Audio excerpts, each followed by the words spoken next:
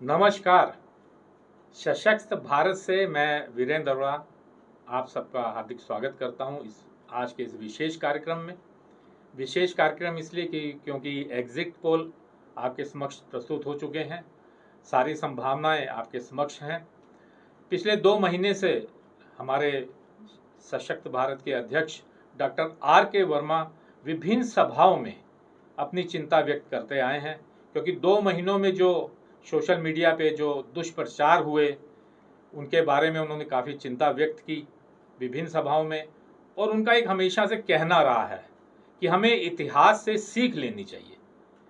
और आज मैं आपको डॉक्टर R.K. वर्मा जी से हम प्रश्न पूछेंगे कि उन्होंने क्या अनुभव किए इन 2 महीनों के अंदर, और जब एग्जिट पोल आपके सामने है तो अब आपकी क्या आशाएं हैं, आप क्या सोचते हैं कि आगे आने वाला भारत का भविष्य कैसा होगा। तो आइए मिलते हैं डॉक्टर R.K. वर्मा जी से। नमस्कार डॉक्टर साहब। नमस्ते जी, नमस्ते डॉक्टर साहब, मैं आपके साथ विभिन्न सभाओं में रहा हूं और आपका हमेशा से एक चिंतन रहा है, देश के प्रति चिंतन रहा है, और आपने काफ़ी संभावनाओं को तलाशने की भी कोशिश की जी। और उसको जो भी आपने संभावनाएं तलाशी उसको इतिहास से जोड़कर समझाने का प्रयास किया। लेकिन फिर भी आपके चेहरे पे जो हमने चिंताएं देखी पिछले 2 महीने के अंदर, वो कुछ अचंभित करता रहा मेरे को। जी हाँ, जी हाँ, बिल्कुल। अब इसके क्या कारण हैं?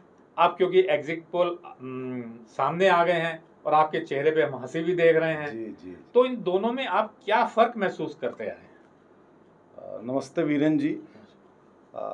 देखिए, एग्जिट पोल के नतीजे आ गए और ज़्यादातर एग्जिट पोल 360 प्लस एनडीए को दे रहे हैं। आपने देखा होगा कि 2 महीने से ऐसा दुष्प्रचार था कि बहुत सारे लोग मुझे फ़ोन करके पूछते थे कि अरे भाई, ये तो हर जगह आ रहा है कि बीजेपी जा रही है, मोदी जी जा रहे हैं। बिल्कुल।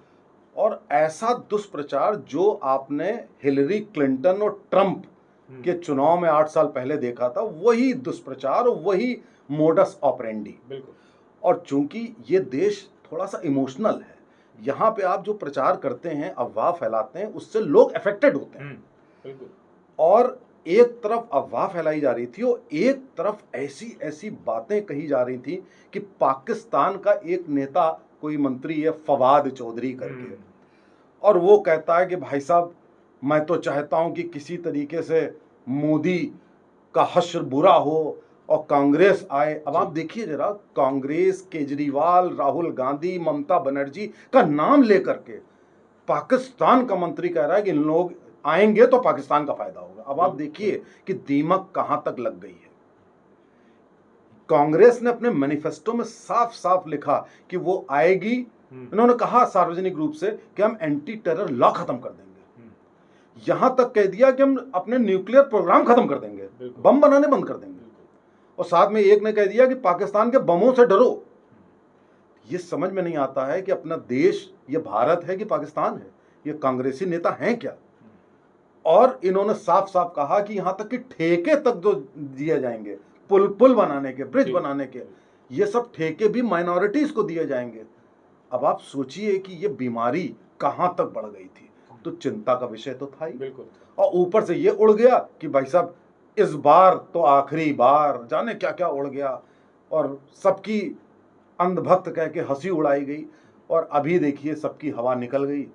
और जो ये एग्जिट पोल में नतीजे आए हैं, मैं आपको यकीन दिला रहा हूं कि 360-70 नहीं, इसमें 15-20 और जोड़िए, 380-90 से कम नहीं आएगा।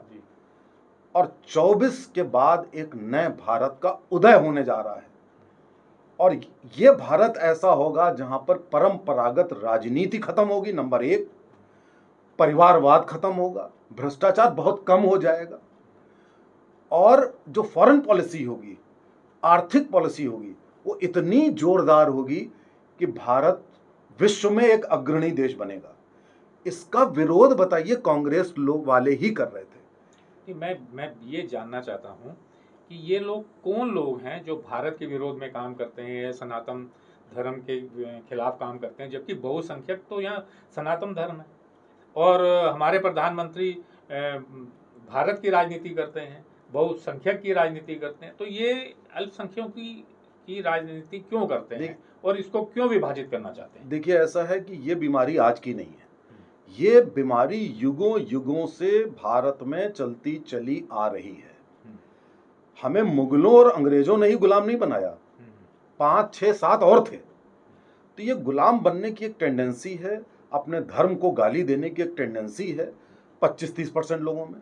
25-30% लोग कन्वर्ट हो गए, और जो कन्वर्ट हुए उन्होंने देखिए वो अपने ही देश और अपने ही धर्म के दुश्मन हो गए। अच्छा, वो तो हुए ही हुए, लेकिन उसके बाद जो बचे हुए हैं उनमें भी 20-25% लोग ऐसे हैं जो अभी भी सूडो सेकुलर या सिकुलर, जो भी आप परिभाषित कर सकें इनको, तो उनका ये कहीं ना कहीं ये रहता है कि अपने धंधे में रहो। भाई, मोदी विरोधी कौन लोग हैं? जो अपने सनातनी हैं वो मोदी विरोधी कौन लोग हैं? वही लोग हैं जिनको बेईमानी करनी है, जिनको भ्रष्टाचार करना है, जिनको परिवारवाद करना है, जिनको 7 पीढ़ियों के लिए धन इकट्ठा करना है। वो देखते हैं कि एक आदमी आ गया है, उसको इन सब बातों से कोई सरोकार नहीं है, वो देश की भलाई चाहता है। जैसे सिंगापुर में ली कुआन था, उसने पूरा सिंगापुर को बिल्कुल नीट एंड क्लीन, ट्रांसपेरेंट, भ्रष्टाचार रहित देश बना दिया। अब वो मोदी बना रहा है तो उनको लगता है कि अरे, मुझे तो 7 पीढ़ियों का धन इकट्ठा करना है, मुझे तो ये करना है, ये कौन आदमी आ गया? तो वो इस कारण से भी वो मोदी विरोधी है, बीजेपी विरोधी है, यहां तक कि देश विरोधी है। वो जो जबरदस्ती राष्ट्र भक्तों की जो ये बुराई करते हैं, होता क्या है, कांग्रेस क्या करेगी? मुस्लिम अपीजमेंट करेगी और पाकिस्तान परस्ती करेगी। उसके बाद धर्म विरोधी है, सारी उसकी योजनाएं मुस्लिमों की हैं, आरक्षण मुस्लिमों को देगी अपने, और जो उसका मैनिफेस्टो है सारी चीजें देश विरोधी। और जब आप उसका विरोध करिए तो वो ये कहेंगे कि आप हिंदू मुस्लिम कर रहे हो। हमारे मोदी जी कहते हैं कि सबका साथ सबका विश्वास, उसके बाद वो कहते हैं कि ये नहीं होगा, हमारे संविधान में आरक्षण मुस्लिमों के लिए नहीं है। तो जब नहीं है तो आप क्यों ऐसा करोगे? तो संविधान कौन बदल रहा है? संविधान तो कांग्रेस बदल रही है ना कि बीजेपी बदल रही है। और आप कह रहे हो कि बीजेपी ऐसा कर रहा है, आप हिंदू मुस्लिम कर रहे हो, आप मुस्लिम मुस्लिम कर रहे हो। दोष दे रहे हो मोदी जी को, दोष दे रहे हो राष्ट्र भक्तों को। तो मैं ये जानना चाहता हूँ कि मोदी जी देश के लिए काम कर रहे हैं जी, उनके विरोध में एक पूरी जमात खड़ी है। आपके मैंने बहुत सारे वीडियो सुने, आप लगातार वीडियो बनाते हैं, गवर्नमेंट पॉलिसीज के ऊपर आपने बहुत सारे सुझाव दिए हैं और पीएम ने उसको सुझाव को अडॉप्ट भी किया है जी जी। और जो सभाओं में जो आप बोलते हैं, जितनी स्पष्टता से आप बोलते हैं, तो मोदी जी के अगर विरोधी होंगे, दुश्मन होंगे, तो आपके भी तो होंगे जी। ये आपने बिल्कुल सही कही, हर राष्ट्र भक्त का हमेशा से दुश्मन रहा है। आप इतिहास उठा के देख लीजिए कि जितने हमारे सच्चे जो फ्रीडम फाइटर थे उनके कितने दुश्मन हुए, उनके साथ देखिए क्या क्या नहीं हुआ। वीर सावरकर को देख लीजिए, सुभाष चंद्र बोस को देख लीजिए, जितने थे एक लाइन से। और जो अंग्रेजों के जो स्टूजेस थे वो देखिए वो प्रधानमंत्री बन गए, देश को डिवाइड कर दिया और वोट बैंक पॉलिटिक्स कर दी। तो ये तो देखिए ऐसा होगा कि यदि आप अच्छा काम करते हैं, राष्ट्र और समाज के हित कर रहे हैं, तो कुछ लोग आपके दुश्मन होंगे और ये अच्छी बात भी है, इसमें बुरा नहीं समझता हूं। और कुछ लोगों को आगे आना पड़ेगा। लेकिन मैं देखता हूं कि 24 का बाद का भारत एक बहुत बेहतरीन भारत होने जा रहा है। मुझे इस बात की खुशी है कि कम से कम आर्थिक नीति से लेकर राजनीतिक जो परिभाषा और माहौल है उससे लेकर हर चीज में अब आप देखेंगे कि जो 150 दिनों का टारगेट है मोदी जी का और एक अखंड भारत का सपना है वो पूरा होने जा रहा है। और आप देखेंगे जैसे बॉर्डर स्टेट्स हैं, चाहे वो पंजाब हो, आपका बंगाल हो, केरल हो, वहाँ भी सारा माहौल बदलेगा। और कुछ लोग अब जैसे 72% मुस्लिमों ने वोट कांग्रेस को दिया है।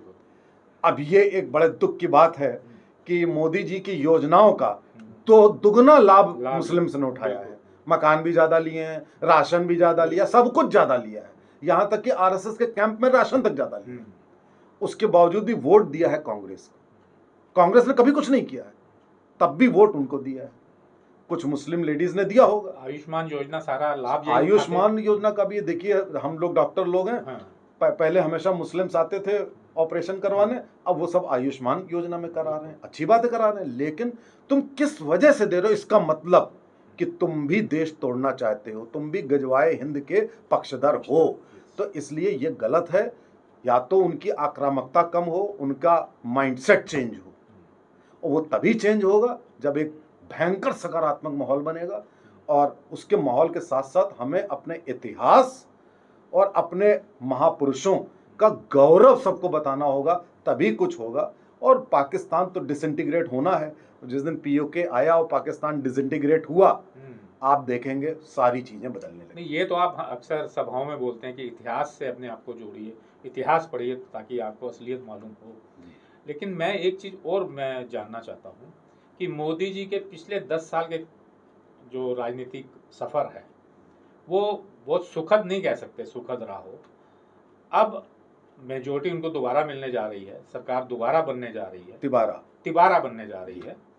तो क्या मोदी जी का वो सफ़र अब सुखद होगा या वैसे ही जो पिछले 10 साल में हुआ है वैसा ही देखिए, ये प्रश्न बड़ा इम्पोर्टेंट है।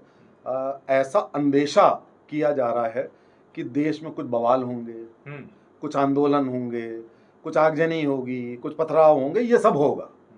उससे इस बार मोदी जी कड़ाई से डील करने वाले हैं। अभी तक नहीं किया, आपका वो कितने सब बैठे थे, कुछ नहीं किया, लेकिन इस बार होने की उम्मीद है। क्योंकि जो भी आदमी बहुत अच्छा काम करता है, मोदी जी बहुत अच्छा काम कर रहे हैं, तो विरोध होता है, ये सब बवाल होते हैं, ये सब होंगे, लेकिन at last he will be the winner, we will be the winner. Thank you. अच्छा जी, नमस्कार।